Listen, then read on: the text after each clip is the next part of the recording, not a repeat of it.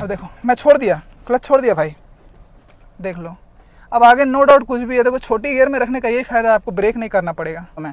तो पूरा अंदर तक लो भाई, यही रूल है, कोई भी गाड़ी अब चलो पूरा एकदम डीप टू द मेटल, मतलब होता है ना pedal to the metal. Radhe Radhe भाई, मैं अस्मित, तो ये हमारी प्यारी स्कोडा स्लाविया। अब भाई मैं ओन करता हूँ स्कोडा स्लाविया 1.5 मैनुअल के अंदर, ठीक है। तो भाई मैनुअल देख लो, ये हमारी 1.5 मैनुअल है। तो भाई ये तो छोड़ो मैनुअल, भाई 1.5 है या 1 है वो छोड़ो, भाई मेन है मैनुअल। अब भाई ये गाड़ी हो गई या VW की जो कुसाक टाइगुन, सॉरी VW की टाइगुन और वर्टस आती है, और इसकी भाई स्लाविया और कुसाक आती है। भाई खासकर मैनुअल के अंदर, इंजन छोड़ दो, बस मैनुअल के अंदर भाई ये क्वेश्चन है कि भाई मैनुअल के अंदर ये काफ़ी ज़्यादा फेमस है कि भाई इनकी क्लचेस सबसे जल्दी उड़ जाती है, काफ़ी जल्दी फूक जाती है इनकी क्लचेस, ठीक है। तो आज मैं वही आपको डाउट कुछ क्लियर करूँगा और कुछ टिप्स बताऊँगा कि कैसे आप अपने क्लच के लाइफ को एक्सटेंड कर सकते हो, ठीक है। तो चलो वीडियो में बने रहो, आपको काफ़ी मज़ा आने वाला। तो मैं चलो जल्दी से स्टार्ट करता हूँ। पहले आपको भाई समझाता हूँ भाई क्लच होती क्या है और क्लच काम कैसे करती है।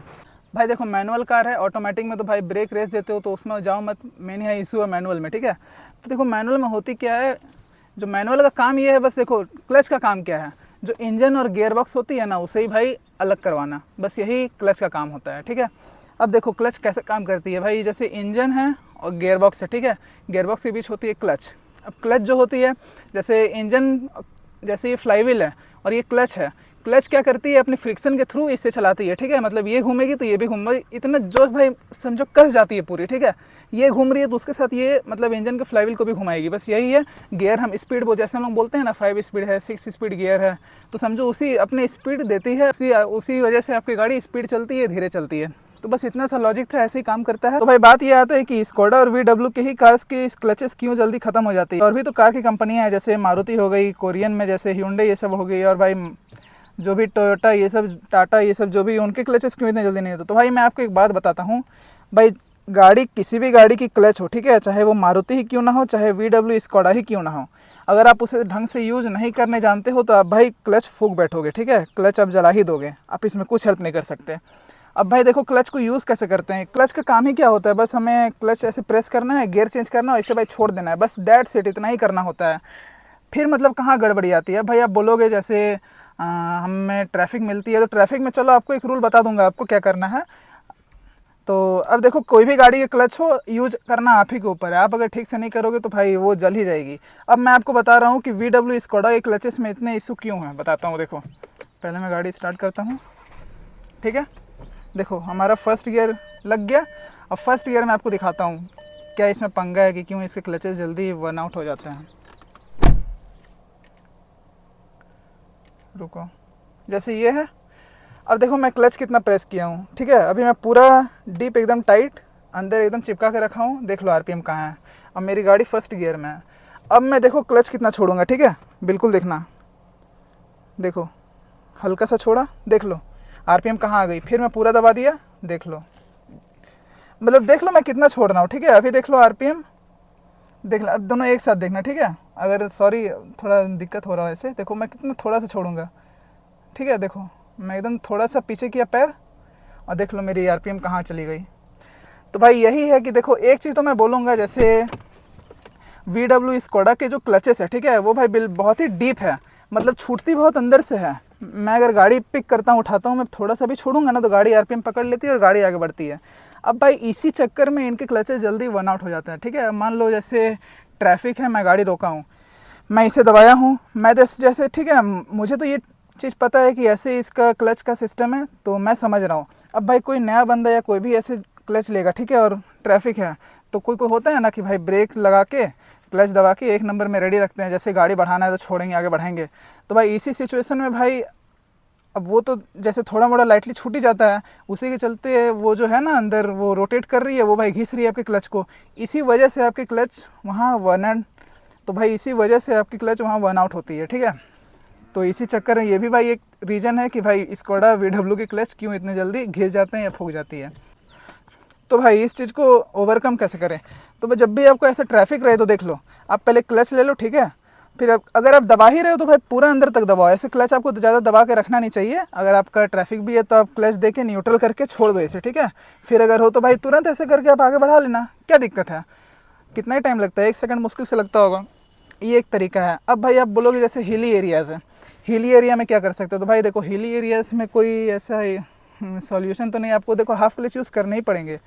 अब जैसे रास्ता खाली है तो उसमें दिक्कत नहीं है, वो तो आप देखो रास्ता अगर खाली है तो मैं आपको बताऊंगा, हमेशा सजेस्ट करूंगा अगर हिली एरिया से, मतलब अगर हिली एरिया से और अगर आपको पहाड़ चढ़ना है ऐसे कोई रास्ता है तो आप भाई छोटे गियर में रहो। जैसे एक नंबर तो छोड़ो नहीं, 2 नंबर में रहो और क्लच छोड़ दो बिल्कुल भाई, रेस में ऐसे करते रहो, ठीक है। और अगर कोई बिगनर ड्राइवर हो तो मैं बार बार बता रहा हूँ, क्लच में आपको पैर रखना ही नहीं है। क्लच आपने दबाया, गियर चेंज किया, क्लच छोड़ा, दैट्स इट।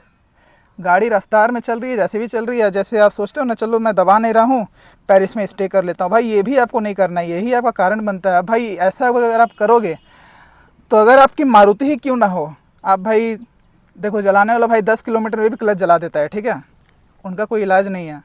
तो इसीलिए मैं आपको VW स्कोडा का फंडा बता दिया हूँ कि ये भाई थोड़ा डीप है, ठीक है।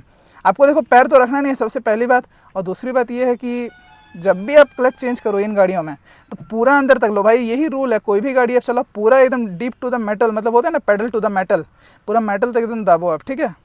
उसके बाद अब गियर चेंज करो और इसको छोड़ दो, इसका काम ही नहीं है। मतलब हम समझो कि भाई ये तो मेरी दुश्मन है, इसे मैं यूज ही नहीं करूँगा, बस इधर साइड में भाई डेड पेडल है उसमें पैर रख लिया करो, ये इसमें ये आपके पैर रखने के लिए नहीं बना है। ये एक तरीका हो गया, ठीक है। अब मैं आपको दिखाता हूँ ड्राइव में आपको करना क्या है। जैसे ये जो देख रहे हो एरिया, ये थोड़ा ग्रीन है, ठीक है, मतलब थोड़ा पक्की ज़मीन नहीं है, यहाँ भी आपको दिखाता हूँ। चलो गाड़ी स्टार्ट करता हूँ, ठीक है। अब देखो मैं यहाँ कैसे गाड़ी उठाता हूँ। अब जैसे देखो मैं अपना तरीका दिखा रहा हूँ, ठीक है, गाड़ी कैसे उठाता हूँ। अब यहाँ पे मुझे देखो, अब क्लच छोड़ूंगा तो गाड़ी धीरे धीरे उठती है, तो मैं क्या करता हूँ हल्का सा, बिल्कुल हल्का सा भाई रेस देता हूँ, अब क्लच छोड़ता हूँ, देखना, रुको, देखो गाड़ी बढ़ी, अब देखो मैं छोड़ दिया, क्लच छोड़ दिया भाई, देख लो। अब आगे नो डाउट कुछ भी है, देखो छोटी गियर में रखने का यही फ़ायदा है, आपको ब्रेक नहीं करना पड़ेगा, देख लो, देख लो।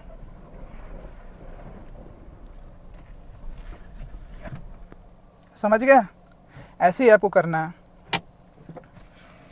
यहाँ से भाई आप एक चीज़ सीखोगे, भाई कोई भी सिचुएशन रहे आपको क्लच ऐसे ही यूज़ करना है। अगर कितना भी टाइट, अगर रास्ता खाली है, अगर आपको ब्रेक ज़्यादा नहीं करना है तो एक नंबर तक कि भाई छोड़ दो यार, गाड़ी बंद नहीं होगी। आप ब्रेक भी हल्का सा ले सकते हो, गाड़ी को 4-5 की स्पीड से नीचे मत आने दो, 4-5 से नीचे आएगी तब वो स्टॉल होगी, तब आप क्लच दाब देना।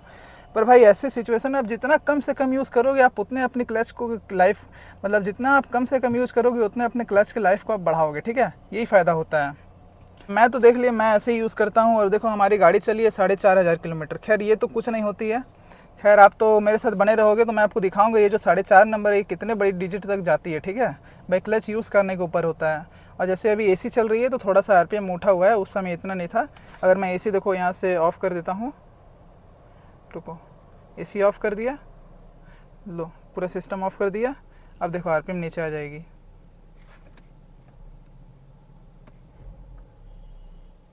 देखो आ गई ना नीचे, वो अपने नहीं आ रही थी, मैं थोड़ा एक बार रेस करके छोड़ा तो देखो अपने आइडल में आ गई।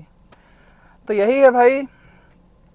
और ऐसे मैं आपको ये नहीं बोल रहा हूँ कि सिर्फ भाई VW और स्कोडा की गाड़ी है तभी आप ये चीज़ यूज़ करो। भाई आपके पास कोई भी गाड़ी हो, नो मैटर, आपके पास अगर मैनुअल फॉर्च्यूनर ही क्यों ना हो, आपको ऐसे ही यूज़ करनी है। पर भाई ऐसे अगर नहीं करोगे तो कोई गाड़ी की क्लच नहीं चलेगी। अब मारुति ये सब बाकी ब्रांड्स की कार की क्लच क्यों चलती है भाई, वो इतना डीप एंड नहीं छूटती है, ठीक है। वो आप जैसे थोड़ा सा आप छोड़ दोगे ना, इतना मतलब आप लगभग आप 40% छोड़ोगे तब वो इंगेज होती है। ये भाई डीपली भाई क्या बोलूँ, एकदम 90% में ही वो छूट जाती है इसकी क्लच।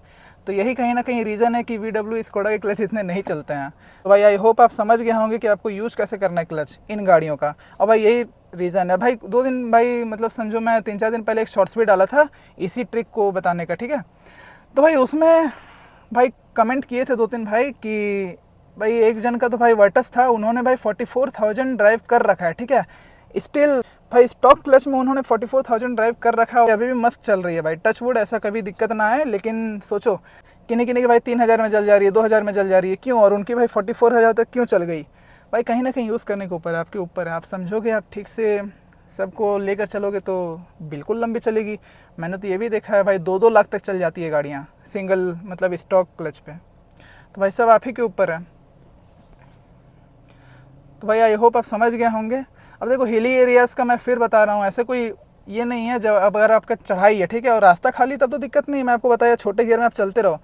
पर भाई अगर आपका ट्रैफिक है, ऊपर से हिली है, तब वहाँ तो आपको सिंगल मतलब हाफ क्लच वहाँ भी अवॉइड करना। मैं एक और ट्रिक यूज़ करता हूँ, देखो जैसे मैं नॉर्मल ट्रैफिक का बता रहा हूँ, ठीक है। अगर ट्रैफिक है, मुझे गाड़ी आगे बढ़ानी है, तो मैं देखो क्या करता हूँ। जैसे मान लो मेरे आगे गाड़ी है, अब मैं क्लच छोड़ के गाड़ी बढ़ाया, देखो देखो मोशन में कर दिया, ठीक है। वो क्लच छोड़ के रेस दिया, गाड़ी मोशन में आ गई, क्लच फटाक से दबा दिया, देखो गाड़ी आगे बढ़ रही है। देख लो क्लच दबी है पूरी और गाड़ी आगे बढ़ रही है। तो इससे क्या हुआ, यही चीज़ अगर आप करोगे भाई हाफ क्लच में, तो हाफ क्लच में क्या, गाड़ी तो उतनी बढ़ेगी ही, फिर आप उतनी ही गाड़ी बढ़ा के उतनी आप रोक भी दोगे, तो यहाँ आपका क्लच वेयर एंड टेयर ज़्यादा हुआ। अब इसमें मैं क्या किया, मैं बस मोशन दे के आगे बढ़ा लिया, ठीक है। मोशन दे के एक बार छोड़ा, मोशन पकड़ी, फिर मैं क्लच को सेव कर लिया, फिर भी मेरी गाड़ी उतनी ही बढ़ेगी। ऐसा प्लेन सिचुएशन में होता है, हिली एरियाज़ में आपको थोड़ा यूज़ करना पड़ेगा, उसमें भाई हल्की फुल्की यूज है हाफ क्लच की, मैं मानता हूँ। तो यही है, पर जितना मैं बताया आप उतना अच्छा ट्राई करो, आपकी गाड़ी की क्लच भाई लंबी चलेगी, ऐसा कुछ नहीं है। वरना मैं भाई क्यों लेता VW मतलब मैं स्कोडा की क्यों मैनुअल पे जाता, मैं तो DSG ले सकता था। भाई मैनुअल से प्यार है तो मैनुअल को चलाने जानना होगा ना, तो भाई यही बात है। तो आई होप आप भाई समझ गए होंगे कि कैसे यूज़ करते हैं इसे। और जहाँ भी ऐसे खड़ी ट्रैफिक हो, वहाँ तो आपको न्यूट्रल करके ही छोड़ना है। आप वेट भी मत करो, भले आप पूरा क्लच दबाए हो, वैसे करके भी रखना ठीक नहीं है। अब भाई अगर टाइम लग रही है तो न्यूट्रल करके छोड़ दो, आप ब्रेक करके भाई हैंड ब्रेक लगा दो, आप प्रेस्ट करो, क्या दिक्कत है, आप शांति से बैठो। क्लच के साथ उतना खेलना ही क्यों है, जब यूज़ पड़े तभी यूज़ लो। और भाई नॉर्मल चलते समय भी आपको क्लच में पैर नहीं रखना है, उसे छोड़ देना है। तो बस यही था आज का वीडियो में। आप बताना आपको ये वीडियो कैसा लगा, आपके लिए यूज़फुल था कि नहीं। भाई ऐसे कंटेंट मैं बनाते रहता हूँ, और आप भाई कमेंट करना कि आपको ये वीडियो कैसी लगी, और आप ये भी बताना आपको किस कंटेंट से रिलेटेड वीडियो चाहिए, इस कार से रिलेटेड, ठीक है। मैं बिल्कुल देने की कोशिश करूँगा। तो I hope you like this video भाई। Thank you for watching this and love you all and keep supporting your younger brother.